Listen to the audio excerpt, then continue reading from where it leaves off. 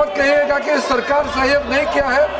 सरकार ने शुरू से कहा है चर्चा के लिए तैयार है, नियम के तहत। सरकार हो ना, इतना बड़ा ये हो रहा है, कांड हो रहा है आपके नाक के नीचे, अगर आप खुद नहीं कर रहे हो तो उसको इन्वेस्टिगेट करो। ये चोर मचाए शोर, इनको पहले बैठाओ या सर ये चोर जो मचा रहे हैं शोर, ये सर लोकतंत्र का मंदिर है। आप वोटर लिस्ट दे क्यों नहीं रहे हैं? आप इन्वेस्टिगेट कर क्यों नहीं रहे हैं? उसके बजाय आप कह रहे हैं कि एफिडेविट साइन करके दो।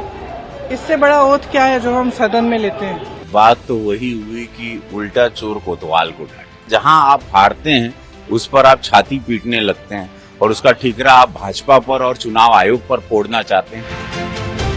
हफ्ते का आखिरी संसद में आज आप पूछेंगे क्या क्या हुआ है। संसद के बाहर देखेंगे तो ट्रंप को टैरिफ हुआ है, फिर ट्रंप को एक बार और टैरिफ हुआ है। आप देखेंगे तो एसएससी को लेकर प्रोटेस्ट हुआ है और लल्लन टॉप पे हुआ है एसएससी के चेयरमैन का इंटरव्यू, जो जल्द आपको लल्लन टॉप पे देखने को मिलेगा। और हुआ है बिहार में एसआईआर का प्रोटेस्ट और भी बहुत कुछ हुआ है। संसद के अंदर क्या हुआ है? संसद के अंदर भी वही हुआ है। संसद में वेल हुआ है, संसद में नारेबाजी हुई है, संसद में तख्तियां हुई हैं, संसद में स्थगन के प्रस्ताव हुए हैं, संसद में स्थगन के प्रस्तावों का रिजेक्शन हुआ है, संसद मिनट मिनट करके कई टुकड़ों में चली है, संसद फिर से स्थगित होती रही है, संसद फिर से शुरू होती रही है और संसद फिर से स्थगित होती रही, यही सब होता रहा। लेकिन कल रात जो है 7 अगस्त की रात कुछ और हुआ है। वो हुआ है राहुल गांधी जो है कांग्रेस सांसद और लोकसभा में नेता विपक्ष, उनके नए आवास पे, कह लीजिए हाउस वार्मिंग पार्टी थी या कह लीजिए सहयोगियों साथियों का डिनर था। कई सारे लोग आए खाना खाने, उनके साथ जो बातचीत हुई वो भी सब कुछ हुआ है और उससे लिखी गई संसद में हुई आज के घटे घटनाक्रम की पृष्ठभूमि, सबके बारे में विस्तार से बताएंगे। साथ ही सुनाएंगे कि वित्त मंत्री ने क्या कहते हुए इनकम टैक्स बिल को वापस ले लिया। चलिए पार्लियामेंट अफेयर्स की सारी जानकारी देने वाला शो शुरू करते हैं। नमस्ते, हम हैं सिद्धांत और आप देख रहे हैं संसद में आज।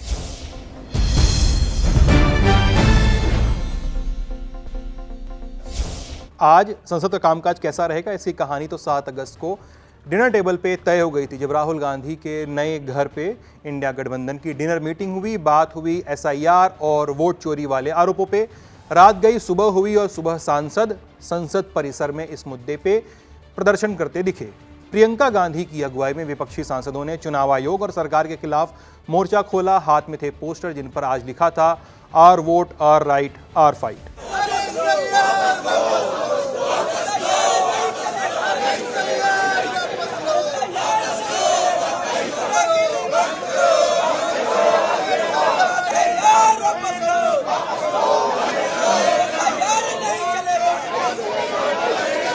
ये बात स्पष्ट है कि इस पूरे मामले में गड़बड़ है। ये तो आपने भी देखा है, आपको भी बहुत स्पष्ट हो गया होगा। और जो जिस तरह से बीजेपी और बाकी नेताओं, इनके नेताओं का और जवाब आ रहे हैं, उससे स्पष्ट है भाई, अगर कोई कह रहा है कि गड़बड़ है, अब किसी भी चीज में आप टीचर के पास जाओ, बोलो मैम चीटिंग हो रही है, तो टीचर क्या कहेगी? थप्पड़ मारेगी तुम्हें कि बोलेगी कि मैं चीटिंग चेक करती हूँ कि क्या हो रहा है। और यहाँ क्या है कि उल्टा उनको, एक तो उनको गाली दे रहे हैं, सुबह से शाम तक कुछ ना कुछ उल्टा सुल्टा बोलते रहते हैं उनके बारे में, और कहते हैं कि एफिडेविट साइन करो। ये क्या बात है? सरकार हो ना, इतना बड़ा ये हो रहा है, कांड हो रहा है आपके नाक के नीचे, अगर आप खुद नहीं कर रहे हो तो उसको इन्वेस्टिगेट करो। काम पता नहीं, पूरे ऑपोजिशन को तो इन्वेस्टिगेट कर रहे हो, ईडी कर रहा है, सब कुछ हो रहा है, तो इनसे कराइए इन्वेस्टिगेट। इससे बड़ा कुछ हो सकता है? संसद परिसर वाली मांग सदन के अंदर भी दोहराई गई। सुबह 11 बजे कार्रवाई शुरू हुई लोकसभा में। सबसे पहले स्पीकर ओम बिरला ने सदन की ओर से पूर्व राज्यपाल सत्यपाल मलिक को श्रद्धांजलि दी। इसके बाद जैसे ही प्रश्नकाल शुरू हुआ, विपक्ष हंगामा करने लगा। पोस्टर लेकर सांसद वेल में आ गए। एसआईआर विरोध के साथ वोट चोरी के आरोप भी आज नत्थी थे। इसी शोर के बीच एक सवाल के जवाब में केंद्रीय स्वास्थ्य और परिवार कल्याण राज्य मंत्री अनुप्रिया पटेल ने कहा कि सरकार आने वाले समय में डॉक्टरों की कमी नहीं होने देगी।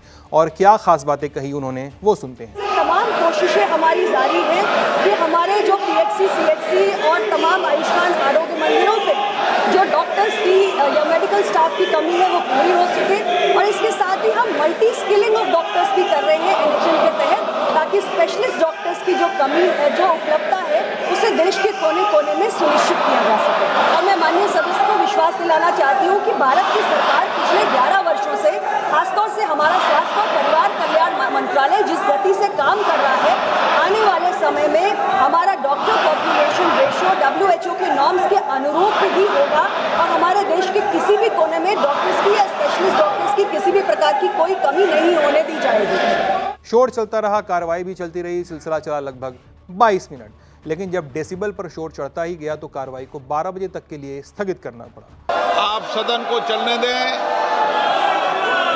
ये आपका नारेबाजी करना संसदीय परंपराओं के अनुरूप नहीं है और नियोजित तरीके से आप सदन रोज स्थगित कराते हैं। देश की जनता इसको देख रही है। मैं पुनः आग्रह कर रहा हूं, महत्वपूर्ण प्रश्नकाल है, अपने अपनी सीट पर जाके विराजे और ये नियोजित सदन बाधित करने की जिम्मेदारी आपकी होगी।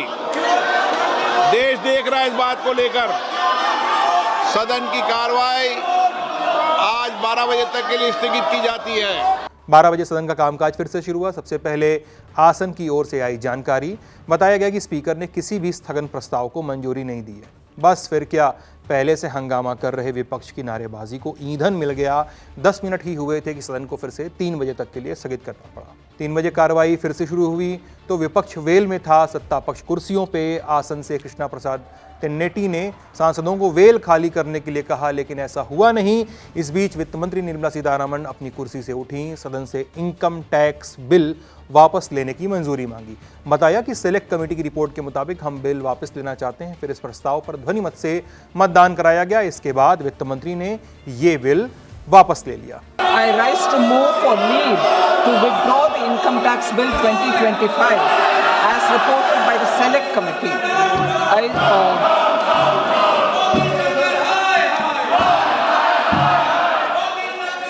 प्रश्न यह है कि विधायक के वापस लेने की अनुमति प्रदान की जाए।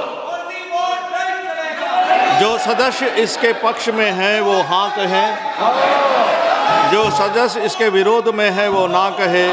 मेरे विचार में निर्णय हाँ वालों के पक्ष में हुआ, हाँ वालों के पक्ष में हुआ। अनुमति प्रदान की जाती है। माननीय मंत्री जी अब अपना विधेयक वापस ले सकते हैं। Sir, I withdraw the bill. Bill सदन में 13 फरवरी 2025 को इंट्रोड्यूस किया गया था। उसके बाद ये जांच के लिए सेलेक्ट कमेटी के पास भेजा गया था। सेलेक्ट कमेटी का नेतृत्व भाजपा सांसद बैजयंत पांडा कर रहे थे। कमेटी ने बिल के रिव्यू के बाद कई सुझाव दिए जिन्हें बिल में शामिल किया गया। अब कहा जा रहा है कि बिल 11 अगस्त को आ सकता है। ये बिल इनकम टैक्स एक्ट 1961 की जगह लेगा और टैक्स से जुड़े नियमों की भाषा को आसान बनाएगा। इस दौरान भी जब विपक्ष शांत नहीं हुआ तो किरेन रिजिजू बोलने के लिए उठे। उनकी बातों में भविष्य की झलक थी, लेकिन शब्दों में तानों की महक थी।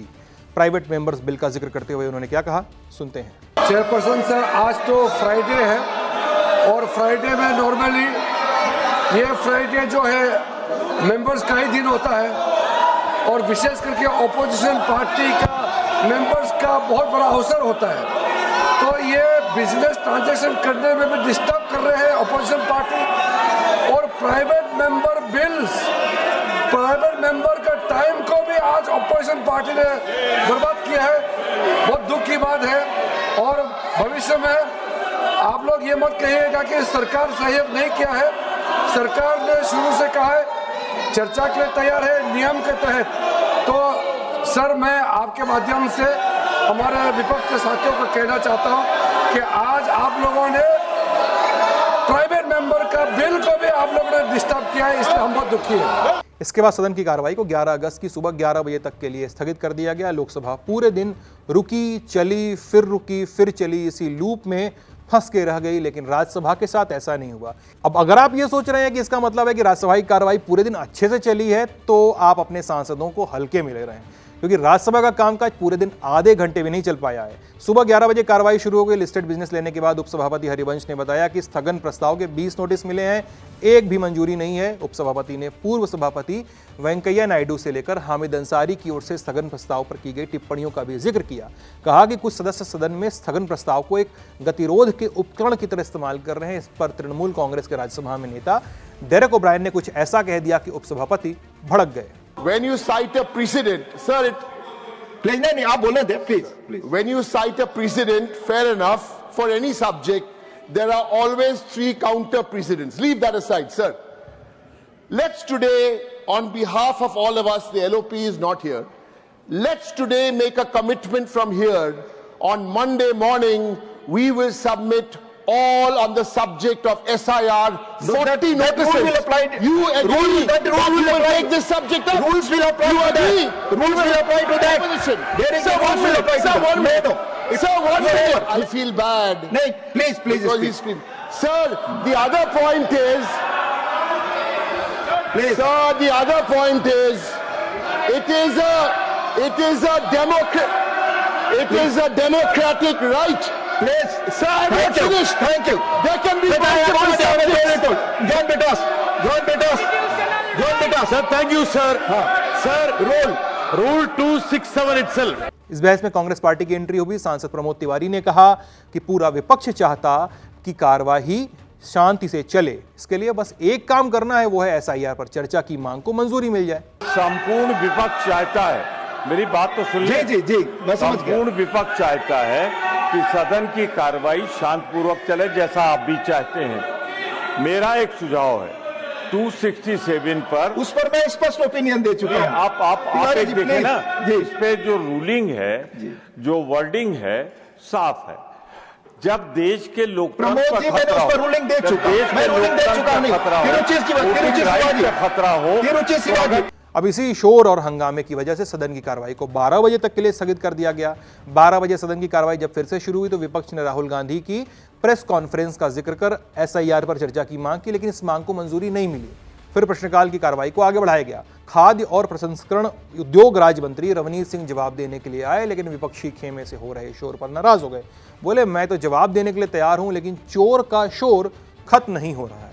मैं सर बिल्कुल आंसर देने के लिए तैयार हूं, लेकिन सभापति साहब, ये चोर मचाए शोर, इनको पहले बैठाओ या सर ये चोर जो मचा रहे हैं शोर, ये सर लोकतंत्र का मंदिर है। के बारे में बोले माननीय मंत्री महोदय। कर्नाटका की बात करनी है तो इनके चीफ मिनिस्टर क्यों नहीं करते, डिप्टी सीएम क्यों नहीं करते, ऑपोजिशन लीडर क्यों नहीं करते?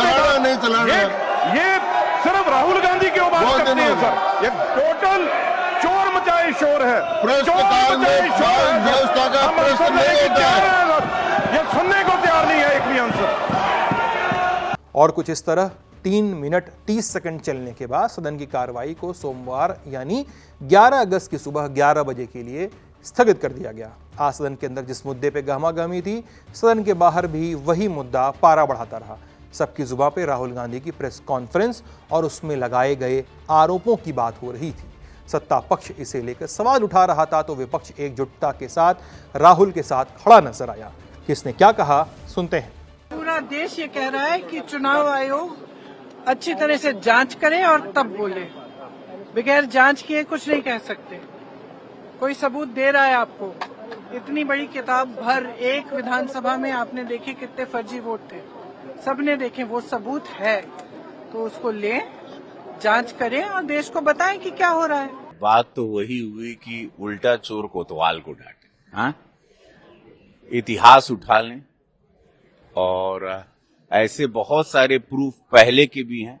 इंदिरा गांधी जी के दौरान जब पूरा का पूरा बूथ की पेटी लूट ली जाती थी, पहले उसका जवाब दें। बाकी जनता ये जहां जहां जीते हैं, जिस राज्य में जीते हैं, तब ये नहीं बोले। ये समझ में नहीं आ रहा, जहां आप हारते हैं उस पर आप छाती पीटने लगते हैं और उसका ठीकरा आप भाजपा पर और चुनाव आयोग पर फोड़ना चाहते हैं। इतने बड़ी डेमोक्रेसी की हत्या करने की बात इन लोग करते हैं। बहुत दुखद है ये। जहां आप जीते हैं पहले उसका जवाब दें, वहां कैसे आप जीते हैं। एक ही व्यक्ति के जो है कई जगह वोट है, या एक ही मतलब फादर नेम में जिस तरह गड़बड़ी हुई है, तो ये एक बहुत बड़ा जो है सवाल अंकित करता है। इलेक्शन कमीशन को इसका फेयर जवाब देना चाहिए, क्योंकि लोगों के मन में अगर अविश्वास पैदा होगा तो लोकतंत्र कहाँ बचेगा। लोकतंत्र का मतलब ही तो विश्वास है। उस विश्वास को जिंदा रखना, उस विश्वास को मजबूत करना और लोगों की आस्था लोकतंत्र बनाए रखने के लिए इसका फेयर जवाब जो है इलेक्शन कमीशन को देना चाहिए। बीजेपी की उल्टी गिनती शुरू हुई है। आप देख रहे हैं कि जिस तरह से वो बैकफुट पे गए हैं, उनके पास कोई सब्सटैंशियल आर्ग्यूमेंट नहीं रहा है।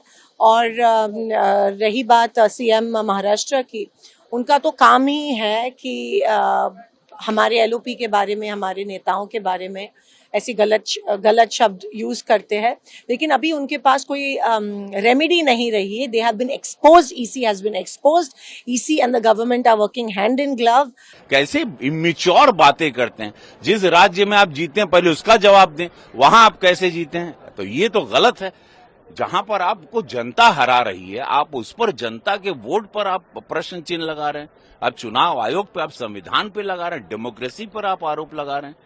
मतलब हार की, मोदी जी की हेट्रेड में उनके प्रति इतनी चिढ़ है, इतनी उनको पीड़ा है, उसमें आप पूरे संविधान की तो धज्जियां ना उड़ाएं. समाजवादी पार्टी ने जब 18,000 एफिडेविट दे दिए, वो तभी नमूना था, लाखों दे सकते थे, 18,000 एफिडेविट दे दिए तो चुनाव आयोग की बोलती बंद हो गई और उनकी कलम खामोश हो गई. मैं सिर्फ इतना जानना चाहता हूं चुनाव आयोग से कि अगर वो शिकायत सही पाया गया तो क्या चुनाव आयोग इस्तीफा देगा, बर्खास्त होंगे चुनाव आयोग, जेल जाएंगे फर्जीवाड़े के आरोप में? वो शपथ पत्र देंगे कि अगर सही पाया गया, वो शपथ पत्र देंगे कि जितने भी वोटर लिस्ट है सब सही है, वो गलत पाया गया तो उनके ऊपर केस हो. जिम्मेदारी तो उनकी तय होनी चाहिए ना. सिंपल सा सवाल है. चुनाव आयोग भारतीय जनता पार्टी के कार्यकर्ता की तरह काम न करे. हम आपको संसद के अंदर का हाल नहीं बताते, बाहर जो कुछ घटा, परिसर में जो कुछ हुआ उसका सार भी बताते हैं. एक आरोप जिसकी बुनियाद पर आज का पूरा दिन खर्च हुआ, उसका असर दोनों जगह दिखा. आरोपों का अंत किस घाट जाके होगा वो समय बताएगा. आपको शो कैसा लगा ये आप कमेंट बॉक्स में बता सकते हैं. शो लिखा और क्यूरेट किया हमारी साथी सुप्रिया ने. मैं हूं सिद्धांत, कैमरे के पीछे मोहन. अपना ख्याल रखिएगा. बहुत बहुत शुक्रिया.